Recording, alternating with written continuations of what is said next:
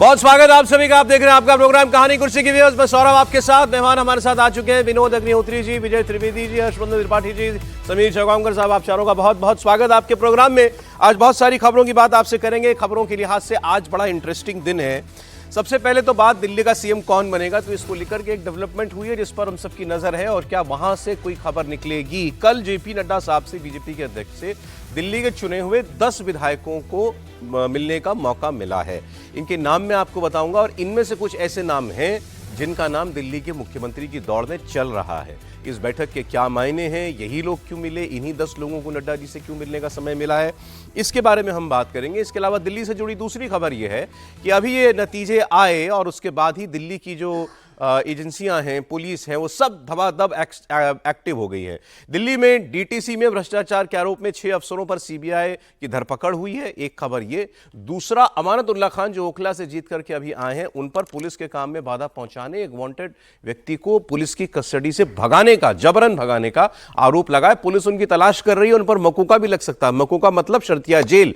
और अमानतुल्लाह खान ये कह रहे हैं कि मैं फरार नहीं हूं, मैं तो अपनी कॉन्स्टिट्यूएंसी में ही मौजूद हूं। लेकिन लार्जर मैसेज ये कि दिल्ली में बीजेपी को बहुमत मिलते ही पुलिस का एक्शन, सीबीआई का एक्शन बहुत तेजी के साथ जो है वो शुरू हो गया है। कांग्रेस पार्टी से जुड़ी हुई 2-3 खबरें आज हमारे पास हैं। कांग्रेस पार्टी दिल्ली के चुनाव में जो उसकी हालत हुई है उसके बाद फिलहाल क्या कोई मंथन कर रही है या कुछ नहीं कर रही है, यह हम आपको बताएंगे। आने वाले इस साल और अगले साल के चुनावों को लेकर कांग्रेस पार्टी के पास क्या रोड प्लान है, इसकी हम लोग बात करेंगे। और निशिकांत दुबे जो बीजेपी के सांसद हैं, उन्होंने संसद के अंदर बड़े संगीन आरोप लगाए हैं जिसको वो सीधे कांग्रेस से जोड़ रहे हैं कि विदेशी फंडिंग लेकर भारत में कांग्रेस से जुड़ी संस्थाओं ने और लोगों ने भारत की सरकार को अस्थिर करने की कोशिश की क्या, और इस काम के लिए 5,000 करोड़ रुपया लगाया गया अमेरिका की एक एजेंसी की तरफ से। आरोप बड़ा संगीन है, इसकी भी हम लोग आपके साथ चर्चा करेंगे। लेकिन आइए शुरुआत करते हैं पहले दिल्ली की खबर से। दिल्ली में जैसा मैंने आपको बताया, मुख्यमंत्री कौन होगा, या तो ये नाम तय हो गया है और बताया नहीं जा रहा, या भी तय नहीं हुआ है, उसका इंतजार किया जा रहा है कि प्रधानमंत्री लौटेंगे या फ्रांस से वो अमेरिका जाने वाले हैं, अमेरिका के बाद भारत आएंगे, तब पता चलेगा। बहरहाल जो भी हो, लेकिन 2-3-4 नामों की चर्चाएं तो बहुत जोरों से चल रही हैं। उसके बारे में हम भी आपको लगातार इंडिया टीवी पर बता रहे हैं। कल नड्डा जी से जिन लोगों की मुलाकात हुई है, मैं उनके नाम आपको बताता हूं।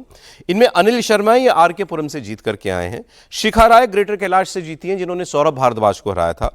सतीश उपाध्याय बीजेपी के पूर्व दिल्ली प्रदेश अध्यक्ष है, मालवीय नगर से जीते हैं। विजेंद्र गुप्ता रोहिणी से जीत करके आए हैं, पूर्व एलओपी हैं, सीनियर लीडर है। रेखा गुप्ता शालीमार बाग से जीत करके आई हैं, ये नाम नोट करके रखिएगा आप। अरविंदर सिंह लवली गांधीनगर से जीत करके आए हैं। अजय महावर गोंडा से दोबारा जीत करके आए हैं। डॉक्टर अनिल गोयल कृष्णनगर से जीते हैं। कपिल मिश्रा करावल नगर से जीते हैं। कुलवंत राणा रिठाला से जीते हैं। तो इन 10 लोगों को नड्डा जी ने मिलने के लिए बुलाया। अब चर्चाएं ये चल रही हैं कि ये जो एक्सरसाइज हो रही है, क्या इन्हीं सब के बीच में से दिल्ली के मुख्यमंत्री का कोई नाम निकलेगा। हमने एक विधायक से बात की, मोहन सिंह बिष्ट जी, ये जिन्होंने हराया है मुस्तफाबाद से आपके पूर्व उप मुख्यमंत्री को और आम आदमी पार्टी के, और इनका रिएक्शन है, सुनते हैं ये क्या कह रहे हैं। कितने लोग थे विधायक आपके साथ? 10 से 11 लोग थे, मेरे साथ नहीं थे। सब ने वहाँ से टाइम लिया हुआ था, इसलिए सभी लोग थे, 10 लोग। अच्छा, तो 10 विधायकों, जब 10 विधायक एक साथ मिल रहे हैं तो जाहिर सी बात है कि पार्टी को लेकर, चूंकि सरकार बनाना है, मुख्यमंत्री का नाम को लेकर, मंत्री को लेकर कुछ चर्चा हुई होगी। सिर्फ आपसी जिस प्रकार की जो बातें क्या हुआ, को हमने अपने राष्ट्रीय नेतृत्व का आभार प्रकट किया, भाई इतना ही हुआ, बाकी कुछ नहीं। किसी भी तरह का सीएम पद को लेकर कोई चर्चा नहीं, सवाल ही नहीं होता किसी से नहीं। औरों से हुई होगी मुझे नहीं मालूम। हाँ, निश्चित रूप से सीएम कौन होगा, क्या होगा, भारतीय जनता पार्टी का कमल जरूर सीएम होगा, दूसरा कोई नहीं होगा। मेरा कमल ही सीएम बनेगा। अच्छा, इतना तो बता दीजिए, जो एमएलए हैं उन्हीं में से होगा कि संगठन से भी कोई आ सकता है? ये मुझे इतनी जानकारी नहीं। मेरा मानना है कि एमएलए के बीच से होगा, ऐसा पार्टी तय करेगी। भाई करेक्शन में कर दूं, मैंने आपको बताया कि इन्होंने मनीष सिसोदिया को हराया, ये वो नहीं है, वो तरविंदर मारमा है। इन्होंने मुस्तफाबाद की सीट निकाली है, वो बहुत फंसी हुई सीट थी और कोई शायद नहीं सोच रहा था कि वो बीजेपी को सीट मिलेगी, लेकिन ये वहां से जीत कर क्या है, सीट बदल के वहां पर गए थे जी। हाँ, लेकिन अब ये जो 10 नाम मैंने आपको बताया, अनिल शर्मा, शिखा राय, सतीश उपाध्याय, विजेंद्र गुप्ता, रेखा गुप्ता, अरविंदर लवली, अजय महावर, अनिल गोयल, कपिल मिश्रा, कुलवंत राणा, इनमें से 2-1 नामों की चर्चा तो सर बहुत जोर पर है। समीर जी, सर नाम तो बहुत लोगों की चल रही है। 10 विधायक कल जरूर मिले हैं जेपी नड्डा से, लेकिन 8 तारीख को जिस दिन चुनाव परिणाम आया था उस दिन रात को भी 4 विधायक मिले थे और 9 तारीख की सुबह भी 5 से 6 विधायक नड्डा जी से सेशन पे जाने के पहले, जब नड्डा जी निकल रहे थे, उनसे मुलाकात हो गई थी। तो अभी तक नड्डा जी से 20 से ज्यादा विधायक पर्सनली मिल चुके और हैं। इनको 10-10 मिनट का समय दिया गया है। हाँ, और सबसे मुलाकात की गई है। देखिए, अभी कई कारण है मुलाकात करने के, चूंकि दिल्ली के विधायक है, पहले से मुलाकात रहती है। कई पार्षद जो विधायक बन गए, तो नड्डा जी समय मांगा होगा, नड्डा जी ने कहा होगा आ जाइए, मैं आपसे मुलाकात करते हैं। 10 विधायकों के साथ बैठक की और सांसद भी उपस्थित थे इस बैठक के अंदर, 3 से 4 सांसद भी थे। और यह कहा गया इस बैठक के अंदर कि भाई काम तुरंत शुरू करना है, सांसदों को अपने विधायकों के साथ और विधायकों को सांसदों के साथ बेहतर कोऑर्डिनेशन करना है। चूंकि अभी कई जगह ऐसी है कि जहां पार्षद भी विधायक बन गए, कई ऐसी जगह कि वहां पार्षद आम आदमी पार्टी का है, कई ऐसी जगह जहां पार्षद भी भारतीय जनता पार्टी का है, विधायक भी भारतीय जनता पार्टी का है और सांसद भी भारतीय जनता पार्टी के। तो कहा गया है कि आपसी सामंजस्य के साथ बहुत तेजी से काम करना है। और मुझे लगता है कि ये जो बैठक हुई होगी नड्डा जी की, इस तरीके की बैठक में भारतीय जनता पार्टी के मुख्यमंत्री के नाम की चर्चा नहीं होती है। मतलब भारतीय जनता पार्टी की जो रीति नीति है उसमें ऐसा नहीं होता। कहाँ होती है सर चर्चा? वहां की खबर बता दीजिए सर। पार्लियामेंट्री बोर्ड में होती है, बेसिकली पार्लियामेंट्री की बोर्ड, विधायक दल की बैठक होगी। नाम तय हो गया है या नहीं है? देखिए, निश्चित रूप से प्रधानमंत्री नरेंद्र मोदी के नॉलेज में होगा कि किससे मुख्यमंत्री बनाना है। संघ से भी चर्चा हो रही है, संघ के जो दिल्ली के वरिष्ठ पदाधिकारी है, राष्ट्रीय जो नेता है, उन लोगों से भी चर्चा होगी। वो भी अपने नाम के सुझाव देंगे कि किसे मुख्यमंत्री बनाना चाहिए। और सामंजस्य के साथ जातिगत समीकरण के हिसाब से, और मुझे लग रहा है इस बार जिसे मुख्यमंत्री बनाएंगे, जैसे शीला दीक्षित 15 साल दिल्ली की मुख्यमंत्री रही, अरविंद केजरीवाल 10 साल रहे, तो कोई युवा चेहरा होगा जो लंबे समय तक भारतीय जनता पार्टी को दिल्ली में एक चेहरे के रूप में दे सके। और 10 और 15 साल, और जो प्रधानमंत्री मोदी ने कहा था कि विकसित भारत की विकसित राजधानी दिल्ली को बनाना है, उस दिशा में जो काम कर सके। और इसके 5 साल बाद फिर चुनाव आना है, अभी नगर निगम के चुनाव आना है, तो जो बहुत बेहतर इन 10 नामों में से आपको कोई ऐसा लगता है उम्मीदवार? दसों नाम ऐसे जो मुख्यमंत्री बन सकते हैं, ऐसा कुछ नहीं कि कोई बन नहीं सकता। फिर भी शिखा राय, मुझे ऐसा लगता है कि एक शिखा राय जो है, मैं उसे काफी प्राथमिकता देता हूं। बिष्ट साहब को एक सीनियरिटी के रूप में देखता हूं मैं। रेखा गुप्ता जो 4 नाम जो हमने सबसे ज्यादा सुने, मैं वो बता रहा हूं। अब ये केवल चर्चाओं की बात मैं कर रहा हूं आपसे, क्योंकि महिलाएं जीत करके आई हैं 4, उनमें से 2 नामों की चर्चा हो रही थी, रेखा गुप्ता और शिखा राय। आपने बिल्कुल ठीक कहा, लेकिन उनमें से रेखा गुप्ता जो है थोड़ी सीनियर है, तो रेखा गुप्ता के नाम की चर्चा ज्यादा है। और बाकी पुरुषों विधायकों में जो 2 नाम सबसे ज्यादा चर्चित हैं, एक है आशीष सूद और एक है परवेश वर्मा। ऑब्वियसली आशीष सूद के एक लाइन जोड़ दो सर। आशीष सूद जम्मू कश्मीर के प्रभारी रहे हैं, गोवा के प्रभारी है संगठन के, तो बड़ी जिम्मेदारी, मतलब गोवा के प्रभारी रहे, जम्मू कश्मीर के सह प्रभारी थे, तो वहां भी पार्टी ने बेहतर प्रदर्शन करा है। सर कोई खबर? सर खबर जब समीर जी नहीं दे पा रहे तो मैं कैसे दे सकता हूँ? हर्षवर्धन जी के पास हो सकती हो, लेकिन खबर जिनके पास है उनसे आप बात नहीं कर रहे विजय जी से। आप लोग तय कर रहे हैं आपस में कौन असली खबर, कौन खबर देगा। आप लोग जो नाम सीरियसली सुन रहे हो उनकी बात में कर रहे हैं। ज्यादा नाम प्रवेश वर्मा का ही लोग ले रहे हैं। अच्छा, ज्यादातर जिनसे बात तो प्रवेश वर्मा की बात कर रहे हैं। बाकी और साथ में राइडर भी लगा दिया जाता है कि भाई कोई भी हो सकता है। नहीं, वो तो ठीक है ये, और मोदी जी तय करेंगे, मोदी जी तय कर चुके हैं। सबके बाद भी भाई नाम तो यही है 48। कल मेरी बात हो रही थी भाजपा के एक नेता से, वरिष्ठ नेता हैं, उनसे मैंने पूछा तो उन्होंने कहा आप जानते हैं हमारी पार्टी में जो है नाम कैसे तय होता है और कहाँ से तय होता है और अचानक आता है। बोले हमारे लिए कहना बहुत मुश्किल है, लेकिन ज़्यादातर जो नाम है वो प्रवेश वर्मा का ही लिया जा रहा है। के नाम ज़्यादा ले रहे हैं पुरुषों में। अब इन्होंने अब इतनी बड़ी जिम्मेदारी आपको दे दी है विजय जी, तो प्लीज़। नहीं, मैं तो वैसे ही कंधे मेरे झुके हुए हैं विनोद जी की जिम्मेदारियों से। देखिए, इस सारे प्रोसेस से एक बात समझ में आती है, नाम जो तय होगा वो तो होगा, कि आप ये नहीं कह सकते कि पार्टी में डेमोक्रेटिक प्रोसेस नहीं है।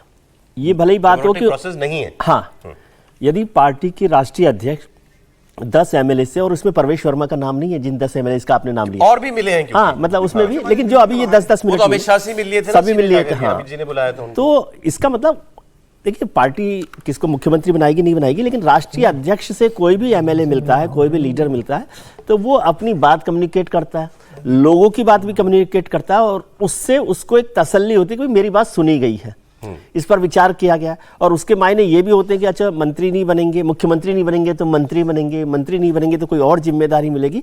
ये सारी चीजें होती है। ये नहीं होता कि एमएलए को लगे कि हमें तो कुछ बताया ही नहीं है, हमसे कोई बात ही नहीं की।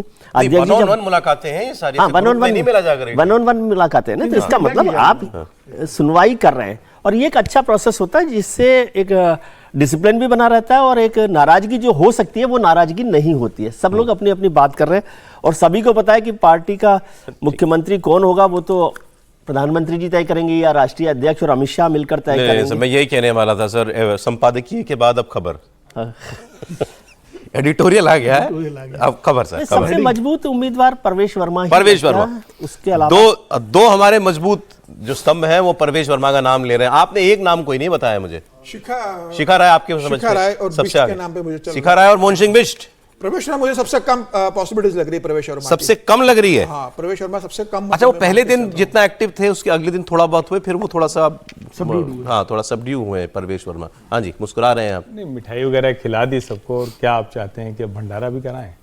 अरे भाई, जीत गए, मिठाई वगैरह खिला दी, चुनाव हो गया, लड़ लिए अच्छे से।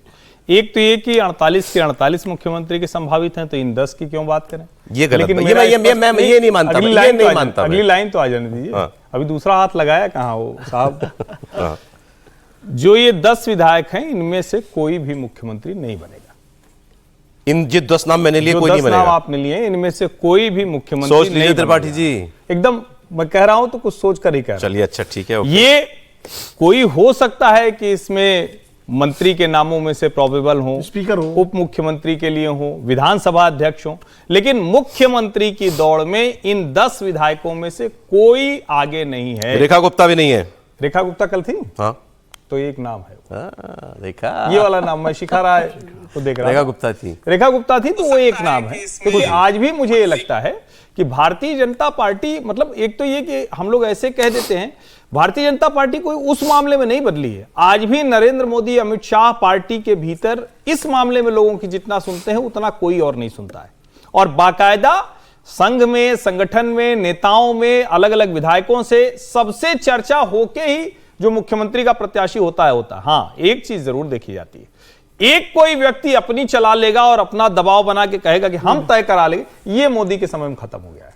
अगर आप इशारा कहां है, इशारा कहां है, तो ये नहीं होता। मोदी पे दबाव कौन बना लेगा, मुझे बताइए। एक लाइन जोड़ दूं। एकदम नहीं है। मतलब आप कुछ भी कोशिश करें, लेकिन मैं ये कह रहा हूं मैं ये कहां किसके लिए कही गई है, ये लाइन में जानना चाह नहीं, रहा हूं। किसी के लिए नहीं है ये किसी के लिए नहीं है। और मेरा ये मानना है, परवेश वर्मा के लिए तो नहीं कह रहा था। नहीं, परवेश वर्मा आज भी सबसे टॉप कंटेंडर अगर मेरी नजर में कोई है तो वही। मैं आज भी ये मानता हूं कि अभी जब शपथ ग्रहण होगा तो उसमें परवेश वर्मा ही टॉप पर हैं। उसके बाद ये नाम है रेखा गुप्ता, आशीष सूद, जितेंद्र महाजन और आप भी नंबर 1 पर प्रोबेबिलिटी में परवेश नंबर 1 वर्मा, पर आज भी परवेश वर्मा। विनोद जी भी परवेश वर्मा बता रहे हैं, आप भी परवेश वर्मा बता रहे हैं, आप रेखा गुप्ता बता रहे हैं। रेखा गुप्ता और मुझे कमलजीत सहरावत, मुझे सांसद जो उसकी भी बहुत दावेदारी शिखा राय लग रही का बताया है। आपने। शिखा राय और कमलजीत सर, सबने एक नाम दिया, आप एक नाम दीजिए ना मुझे। मुझे लगा कमलजीत सहरावत और शिखा राय दो प्रोमिनेंट। अब कमलजीत सहरावत सांसद बन रहे, ये हमारी खबर है कि 1 विधायकों से राय, हमें जो बताया गया मुझे लगता कि विधायकों से है बनेगा। ही और बनेगा। बाकी ये तो कमलजीत सहरावत सांसद दूसरे है। एक लाइन जोड़ दूं मैं कि जो कहा है कि विधायकों से चर्चा, तो सर अब विधायकों से चर्चा में तो किसी ने विधायक ने राजस्थान में भजन लाल का नाम नहीं लिया होगा, मध्य प्रदेश में तो किसी ने मोहन यादव का नाम नहीं लिया होगा, गुजरात में तो किसी ने भूपेन्द्र पटेल का नाम नहीं लिया होगा। वो विधायकों से चर्चा कैसे होती है भारतीय जनता पार्टी में, सबको पता है। नाम तो जितने पर्यवेक्षक बैठेंगे फोन आ जाएगा। एक फर्क इसका है, नाम एक फर्क है, एक फर्क मैं आपको बता दूं, उसमें थोड़ा फर्क है। हाँ, एक तो ये कि राजस्थान में जब गए श्रीमान राजनाथ सिंह जी, तो सबको पता था कि वहां कितनी जद्दोजहद है, कितनी मशक्कत है, और जितने प्रयास किए गए, ऐसा नहीं है वसुंधरा जी के रहते ही बहुत लोगों को तैयार करने की कोशिश की गई, वो उस तरह से नहीं हो पाए। तो कई बार आप जब कई लोगों में लड़ाई होती है, और विशेष करके संगठन का तो ये नियम है, फॉर्मूला है, तो आप किसी न्यूट्रल पर्सन को लेकर आते हैं जो विवादित ना हो, जिसका कोई खेमा ना हो, संगठन का व्यक्ति हो। तो भजन लाल उसी पैमाने पर हमें जो फीडबैक है उसके मुताबिक दिल्ली में बीजेपी के लिए ये एक्सरसाइज जो है व्यक्तियों से ज्यादा समुदायों को ध्यान में रखकर करनी पड़ेगी। कि आप पूर्वांचली बनाएं कि पंजाबी बनाएं कि वैश्य समुदाय से बनाएं कि जाट बनाएं, दिल्ली है ये। दिल्ली का मुख्यमंत्री पूरे देश में मैसेज तो देगा ही, अगले 15-20 सालों के लिए भाजपा की राजनीति जो डेवलपमेंट की पॉलिटिक्स होनी है उसका बड़ा उदाहरण भी है। मुख्यमंत्री भी रखेगी पार्टी, आप देख रहे हैं, सिर्फ मुख्यमंत्री नहीं रहेगा, निश्चित रूप से उप मुख्यमंत्री भी पार्टी बनाएगी। एक चीज मैं कहना चाह रहा हूँ कि एक चीज तो ये मान के चलिए कि मुख्यमंत्री विधायकों में से ही होगा। सही कह रहे हैं, हमें भी ऐसा लगता है। एक योगी आदित्यनाथ और तीरथ सिंह रावत, 2 अपवाद थे जो सांसद के रूप में मुख्यमंत्री बनाए गए। उसके बाद से कोई भजनलाल शर्मा विधायक, मोहन सिंह यादव विधायक, भूपेन्द्र पटेल विधायक, मांझी विधायक, उड़ीसा में साय विधायक, विष्णु, तो जितने विधायकों में से बनाया गया। और दूसरी बात यह है कि दिल्ली में एक तो काउंसिल नहीं है, विधान परिषद। अगर आप किसी सांसद को बनाएंगे तो आपको फिर चुनाव 2 कराने पड़ेंगे। एक तो विधानसभा में इस्तीफा कराना पड़ेगा विधायक का, उसको कुछ देना पड़ेगा, वो चुनाव कराना पड़ेगा, एक संसद खामखा की एक्सरसाइज है वो या आप नहीं, और ये करें तब जब आपके पास ऐसा कोई बहुत चमकता स्टार हो, कोई सितारा हो कि भाई इसी को लाना है। मैं आपको करेक्ट कर दूं, एक और मंत्री बना था त्रिपुरा में, विप्लव देव जब गए थे तो सांसद कोई पुरानी बात हो गई सर, पुरानी बात, 5 साल ज्यादा पुरानी बात है। नहीं 4 साल। ये 2023 के खैर आप लोग, मैं आगे बढ़ा तो आप लोगों की राय में परवेश वर्मा नंबर 1 है। आपको लगता है कि दो महिला नाम आपने लिए, रेखा गुप्ता और कमलजीत शेरावत। अभी भी आप कमलजीत शेरावत मान रहे हैं किल रेस में? ऑलराइट, ठीक है। तो अभी आप लोग सुन रहे हैं, आप देखते हैं सर कब पता चला। अब इसके बाद दिल्ली की कुछ और खबरों की अब मैं बात कर लूं। अमानतुल्लाह खान फरार हैं। अभी तो चुनाव जीते, अब हो गए फरार। पुलिस को ढूंढ रही है, तैयारी हो रही है मकूका लगाने की भी। अच्छा, मामला बड़ा गंभीर है। मैं आपको एक वीडियो दिखाता हूं अभी, अगर वो वीडियो है हमारे पास टीम से, जो आरोप लगा है उनके ऊपर मेन वो वीडियो। एक व्यक्ति शहबाज जिसका नाम है, उसके ऊपर हत्या की कोशिश का मुकदमा हुआ। पुलिस ने उसको पकड़ के उसको अपनी जीप में डाला और मौके पर पहुंच गया अमानतुल्लाह खान और उनके साथी, और वहां खूब जो है धक्का मुक्की हुई। पुलिस वालों को धक्का दिया गया और इतने में उस आदमी को रवाना कर दिया गया, जीप में से निकाल करके उसको फरार कर दिया गया। तो ये फिलहाल जो है पूरा मामला चल रहा है और एक गंभीर मामला है कि पुलिस की गिरफ्त से किसी आरोपी को, वांटेड शख्स को भगाने का आरोप है उनके ऊपर। अच्छा, आपने इस दौर में बहुत सारे वीडियोस देखे होंगे अमानतुल्लाह खान के। कभी वो किसी रिपोर्टर के साथ बदतमीजी कर रहे हैं, रिपोर्टर को बहुत अपशब्द कह रहे हैं, या अभी उनके बेटे का मामला हो गया था तो किसी पुलिस वाले को हड़का रहे हैं। ये सारी बातें हुई हैं। तो अब अमानतुल्लाह खान के तेवर तो ऐसे ही रहते हैं, लेकिन ये वाला मामला शायद जो है ये उनके ऊपर भारी पड़ जाए, ऐसा हमें लग रहा है। वीरेंद्र सचदेवा जो दिल्ली बीजेपी प्रदेश अध्यक्ष हैं, उन्होंने क्या कहा है अमानतुल्लाह खान पर, आप सुनिए। विधायक अमानतुल्लाह खान आपराधिक चरित्र के आदमी हैं। पहले भी उन पर कई मुकदमे चल रहे हैं जहां बार बार वो कानून के साथ खेलने की कोशिश करते हैं, लेकिन इस बार ये उनको महंगा पड़ने वाला है, क्योंकि जिस तरह का कृत्य उन्होंने किया कि हत्या के आरोपी को, जिसको कोर्ट का ऑर्डर है गिरफ्तार करने का, उसको बचाने की कोशिश उन्होंने की है। कानून अपना काम करेगा, लेकिन ऐसे लोगों को कानून सख्त से सख्त सजा दे, ऐसा हम निवेदन करते हैं। अब अमानतुल्लाह खान की मुश्किलें शुरू, और मैंने आपको बताया था कि डीटीसी में भी भ्रष्टाचार के आरोपों की जांच हो रही है। सीबीआई ने केस लिया अपने हाथ में, 6 लोग जो हैं उनको गिरफ्तार किया गया। हर्षवर्धन जी, अमानतुल्लाह खान फरार। देखिए, मुझे तो समझ में नहीं आ रहा है कि दिल्ली पुलिस कर क्या रही है।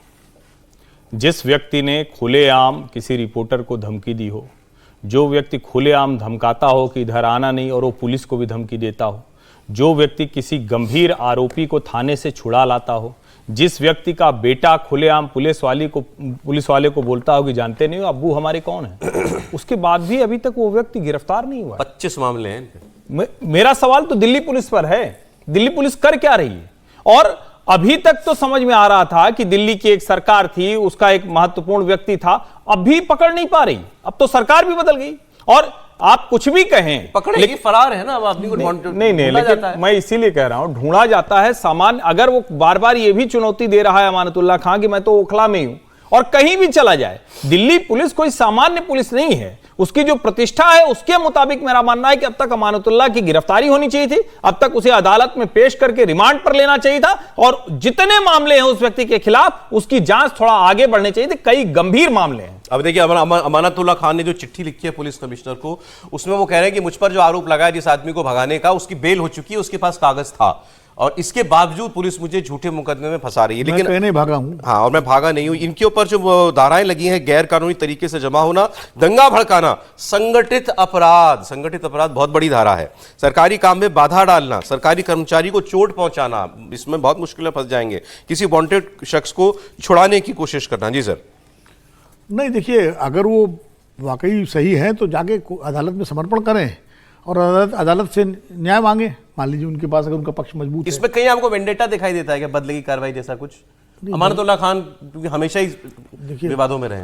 देखिए, वेंडेटा मैं इसलिए नहीं कह सकता कि मेरे पास उसको प्रमाणित करने का कोई तर्क या कोई वो नहीं है कि कोई वेंडेटा हो, लेकिन उनके ऊपर अगर आरोप हैं तो पुलिस ने अगर मुकदमा दर्ज किया है तो पुलिस उनको खोजे, और अगर अमानतुल्लाह खान निर्दोष हैं और उनको लगता है बेगुनाह है और पुलिस उनको गलत फंसा रही है, तो उनके पास कानूनी रास्ते हैं। आम आदमी पार्टी कह रही है कि अब यही होगा यहां से आगे, बीजेपी हमारे नेताओं को चुन चुनकर झूठे मुकदमों में फंसाएगी, केजरीवाल तक भी जाएगी और फिर सबको जैसा पहले किया। नहीं, तो पहले भी जा चुकी है, मतलब केजरीवाल जी, संजय सिंह और मनीष सिसोदिया और सत्येंद्र जैन तो गिरफ्तार हो ही चुके हैं, तो वो कोई जब सरकार थी तब भी। देखिए, जिसके खिलाफ आरोप है उसके सामने कानूनी विकल्प अदालत में जाने का है, अदालत के सामने। और दिल्ली कोई वो नहीं है कि कोई दूर दराज का इलाका हो कि पकड़ के पुलिस एनकाउंटर कर दे, वो कर दे। दिल्ली में अगर आप हैं तो दिल्ली में सारी देश की अदालतें हैं, लोकल कोर्ट है, उच्च न्यायालय है, सुप्रीम कोर्ट है, तो और तमाम कानूनी विकल्प उपलब्ध हैं। तो मुझे तो लगता है कि अमानुल्लाह खान एक निर्वाचित विधायक हैं, अभी हाल में चुनाव फिर जीते हैं, जनप्रतिनिधि हैं, बेहतर हो वो किसी अच्छे वकील से बात करके अपना, अगर मकोका लग गया तो 6 महीने तक बेल नहीं है इनकी, समीर जी। निश्चित रूप से गंभीर धाराओं में मामला दर्ज हुआ है, लेकिन अभी देखना होगा कि अमानुल्लाह खान क्या करते हैं। क्या वो कोर्ट में सरेंडर करते हैं, क्या वो पुलिस के सामने जाते हैं, या फिर फरार ही रहते हैं पूरे समय और ये कहते रहे कि मैं तो अपने ही क्षेत्र के अंदर हूं और पूरे समय फरार रहते हैं। देखने वाली बात होगी। मुझे लग रहा है पुलिस उन्हें गिरफ्तार करेगी। वो कोर्ट में सरेंडर करने वाले थे, शरीफ आदमी नहीं है कि वो कोर्ट में जाकर सरेंडर हो जाए और बोल दी कि साहब मैं बेगुना हूं। वो फरार किस्म के आदमी है। उनका जो इतिहास रहा है, वो उनका जो चरित्र और इतिहास रहा है और जिस पृष्ठभूमि से आते हैं वो, तो वो फरार ही रहने वाले, और हुआ तो पुलिस उन्हें पकड़ लेगी और फिर कोर्ट में पेश करके उनकी रिमांड लेगी। मुझे लग रहा है ये आदतन अपराधी तरह के जो वृत्ति के लोग होते हैं, तो एक पूरा मतलब इनके भाई, भतीजे, जीजा वो इसी अपराधी वृत्ति के, बेटा भी इनका ऐसा है, तो पूरा परिवार एक जिस पृष्ठभूमि से आता है, तो मुझे लग रहा है उसके कारण इनके ऊपर कई अपराध पहले से दर्ज है, 24 से ज्यादा मामले दर्ज है। और उनको लगता है कि ये मेरी लोकप्रियता है, मैं जितना अपने क्षेत्र के अंदर इस तरह की हरकतें करूंगा, लोगों को इकट्ठा करूंगा, एक कम्युनिटी मेरे साथ जुड़ी रहेगी, और उस कम्युनिटी के प्रभाव और उसके वोट के कारण वो विधायक बनते हैं। वो इस बात को जानते हैं, और वो जो कम्युनिटी जो चाहती है उसी हिसाब से बिहेव करते हैं। तुमको लगता है कि जितनी धाराएं मेरे पे लगेंगी, जितने अपराध लगेंगे, जितनी पुलिस मेरे पीछे पड़ेगी, उतना मैं अपने क्षेत्र के अंदर लोकप्रिय रहूंगा, और मैं ऐसे अपनी एक यूएसपी के रूप में बताऊंगा कि भाई मेरे पे तो 25 मामले दर्ज है और वो आप लोगों के कारण दर्ज है। तो मुझे लग रहा है कि वो अपनी राजनीति भी देख रहे हैं इसके पीछे।